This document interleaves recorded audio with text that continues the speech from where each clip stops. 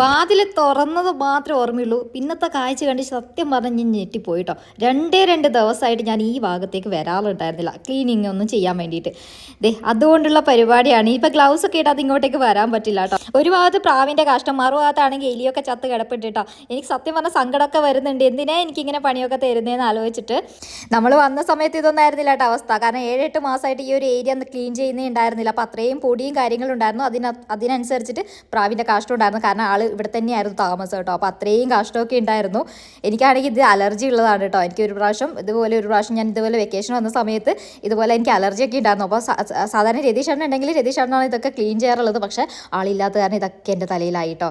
അതുകൊണ്ട് ഇങ്ങനത്തെ പണിയൊക്കെ ഇപ്പം ഞാനാണ് ചെയ്യേണ്ടി വരുന്നത്. അങ്ങനെ ആ എലിയും കൂടി എടുത്ത് അതൊക്കെ ആണെങ്കിൽ മൊരിഞ്ഞ് വെയിലൊക്കെ കൊണ്ട് മൊരിഞ്ഞിട്ടുണ്ടായിരുന്നു എലി. കാറിലെ എലി, വീട്ടിലെ എലി, മൊത്തം എലിമയമാണ് കേട്ടോ ഇപ്പോൾ.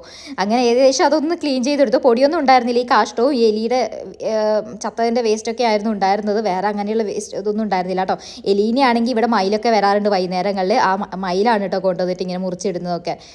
അങ്ങനെ അവിടെ കുറച്ച് ബ്ലീച്ചിങ് പൗഡർ ഇടാമെന്ന് കരുതി. ഭയങ്കര സ്മെല്ലും കാര്യങ്ങളൊക്കെ ആയിരുന്നു. പിന്നെ എന്തെങ്കിലുമൊക്കെ അണുക്കളുണ്ടെങ്കിൽ പോകട്ടെ എന്ന് കരുതിയിട്ട് നിറയെ ബ്ലീച്ചിങ് പൗഡർ ഇടാമെന്ന് കരുതി. പിന്നെ ഈ കോല് ഇത് പുതിയൊരു കോലായിരുന്നു കേട്ടോ. പക്ഷേ എലി പണി തന്നാണേ. നമ്മളില്ലാത്ത സമയത്ത് പുള്ളിക്കാരൻ വന്ന് കരണ്ട് തിന്നു നമ്മുടെ കോല്.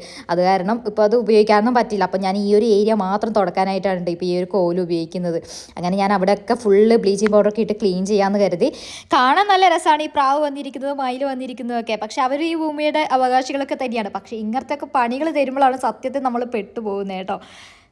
അങ്ങനെ അവിടെ മൊത്തം ഞാനൊന്ന് ബ്ലീച്ചിങ് പൗഡർ ഇട്ടിട്ട് 2-3 വെള്ളത്തിലൊക്കെ അങ്ങ് ക്ലീൻ ചെയ്യാമെന്ന് കരുതി. അങ്ങനെ ഒരു വിധത്തിലെല്ലാം റെഡിയാക്കി എടുത്തിട്ടുണ്ട് കേട്ടോ. ആ സ്മെല്ലൊക്കെ ഒന്ന് കുറഞ്ഞിട്ടുണ്ട്. ഇപ്പോൾ മൊത്തം ക്ലോറിൻ്റെ മണം മാത്രമായി കേട്ടോ. അങ്ങനെ ഞാൻ കുറച്ചും കൂടി ക്ലോറിൻ്റെ പൗഡർ എടുത്തിട്ട് അവിടെ മൊത്തം തൂക്കി കൊടുക്കാമെന്ന് കരുതി. കാരണം ഇതിൻ്റെ മണത്തിന് എങ്ങാനും ഇനി അത് വരാതിരിക്കട്ടെ എന്ന് കരുതിയിട്ട്.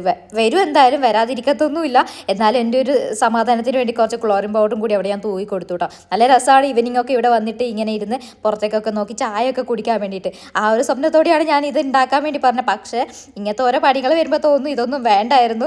അങ്ങനെ കുറേ നേരങ്ങൾക്ക് ശേഷം നമ്മുടെ പണിയൊക്കെ ഏകദേശം ഒന്ന് റെഡി ആയിട്ടുണ്ട്. ഇത് ഇന്നത്തേക്ക് മാത്രമായിരിക്കും കേട്ടോ ഇന്നൊരു ആശ്വാസം. കാരണം നാളെ രാവിലത്തേനും ഇതുപോലെ കാഷ്ടം വീണ്ടും ഉണ്ടാവും. നാളെയും ക്ലീൻ ചെയ്തില്ലാന്നുണ്ടെങ്കിൽ മറ്റന്നത്തേക്ക് ഒരുപാട് കാഷ്ടം ഉണ്ടാവും കേട്ടോ. ഇതാണ് മെയിൻ പരിപാടി. ഇനിയിപ്പോൾ ഇതൊന്ന് ക്ലോസ് ചെയ്യുന്ന എന്തെങ്കിലുമൊക്കെ പരിപാടികൾ ചെയ്യണം പെട്ടെന്ന് തന്നെ. അപ്പോൾ ഇതാണ് നമ്മുടെ ഫൈനൽ ക്ലീനിങ് ഒക്കെ കഴിഞ്ഞിട്ടുള്ള ലുക്ക് എന്ന് പറയുന്നത് കേട്ടോ. പിന്നെ ആൾട്ടർനേറ്റീവ് ഡേയ്സിൽ ക്ലീൻ ചെയ്യുന്നതുകൊണ്ട് പൊടി കാര്യങ്ങളൊന്നും ഉണ്ടായിരുന്നില്ല. അത് വലിയൊരു ആശ്വാസമായിരുന്നു കേട്ടോ. അല്ലെങ്കിൽ പൊടിയും കൂടി വന്നു കഴിഞ്ഞാൽ നമ്മൾ പെട്ടുപോകും. അപ്പോൾ നമ്മുടെ ക്ലീനിങ് ഏകദേശം കഴിഞ്ഞിട്ടുണ്ട്. അപ്പോൾ അത്രയേ ഉള്ളൂ. Until the next video, it's me Diya signing off.